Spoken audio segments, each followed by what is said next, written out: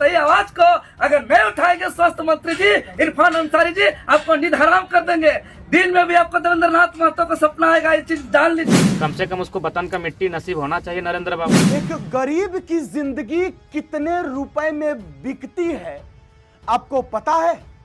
अगर नहीं पता है तो जान लीजिए, एक गरीब आदमी की जिंदगी मात्र 8 लाख रुपए में बिकती है।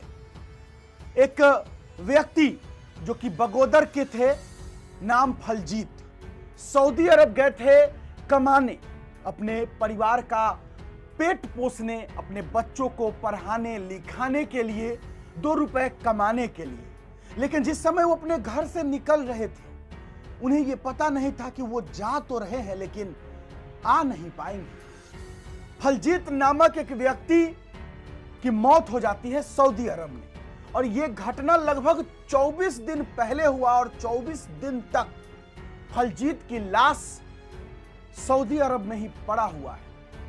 अब वो लाश वहां पड़ा हुआ है भी, या उसे दफना दिया गया, जला दिया गया, नदी में फेंक दिया गया, क्या किया गया उस लाश के साथ कुछ पता नहीं है। और 24 दिन हो चुके हैं फलजीत की मौत का, और अभी तक उसके परिवार को अपने फलजीत का मरा हुआ शरीर भी नसीब नहीं हुआ।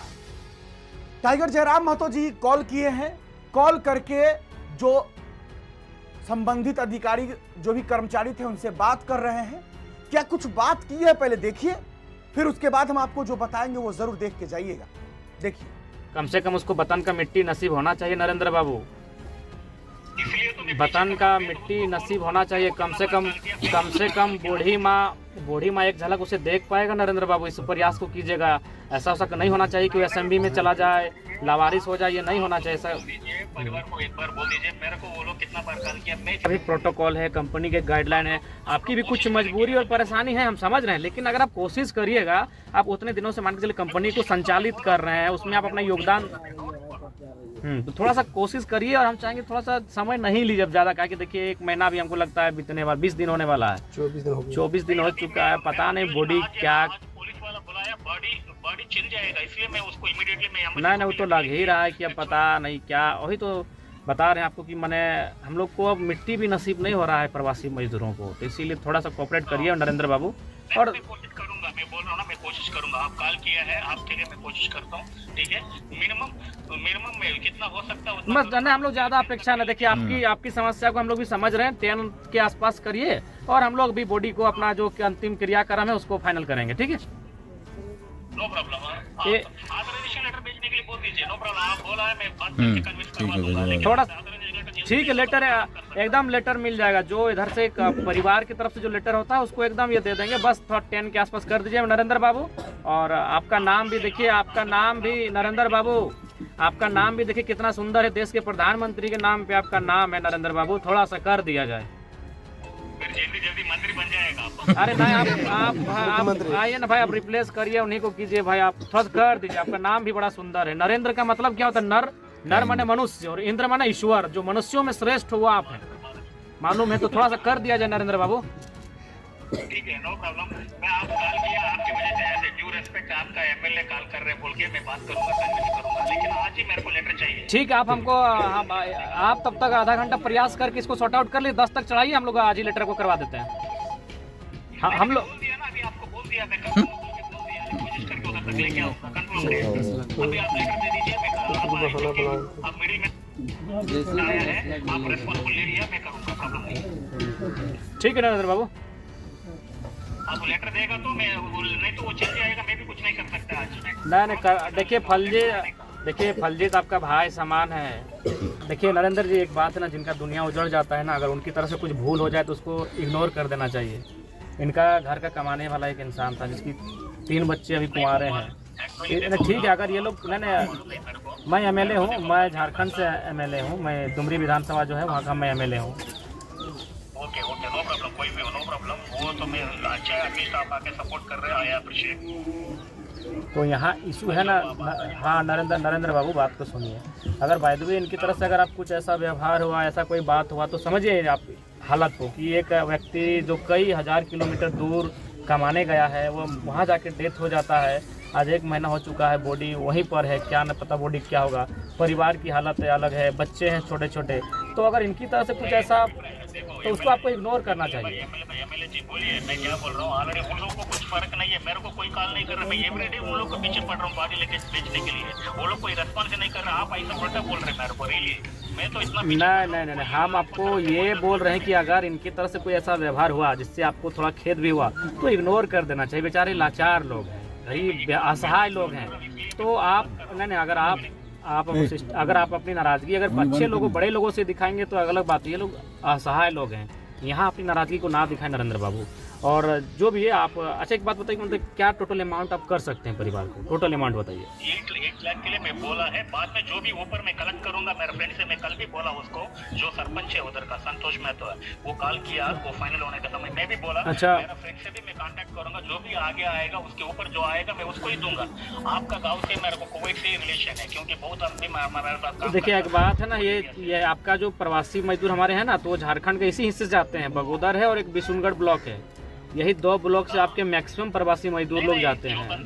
मैं वो अलग है, वो लोग का क्या है, ऐसा आके लेके जाता है। मैं क्या है, तो पहचान वाला को थ्रू पहचान वाला को लेके जाता है हम लोग, समझ गया। तब क्या होता है, हमको फैमिली बन जाता है वो। इसलिए वो बलजीत प्रसाद मेरे को मालूम है, वो समय में उधर था। तो बस मान के चलिए नरेंद्र बाबू की फलजीत जो हैं, फलजीत साहब, वो आपके फैमिली मेम्बर ही हैं। अब आपके एक फैमिली मेम्बर दुनिया छोड़ के वो एमएलए साहब देखो, वो मेरा फैमिली मेंबर सोच के ही मैं नॉर्मली कंपनी से फाइट करके इतना दिनवाया। अगर वो मेरे एग्री नहीं करता तो मैं उस समय बाद में एग्री किया।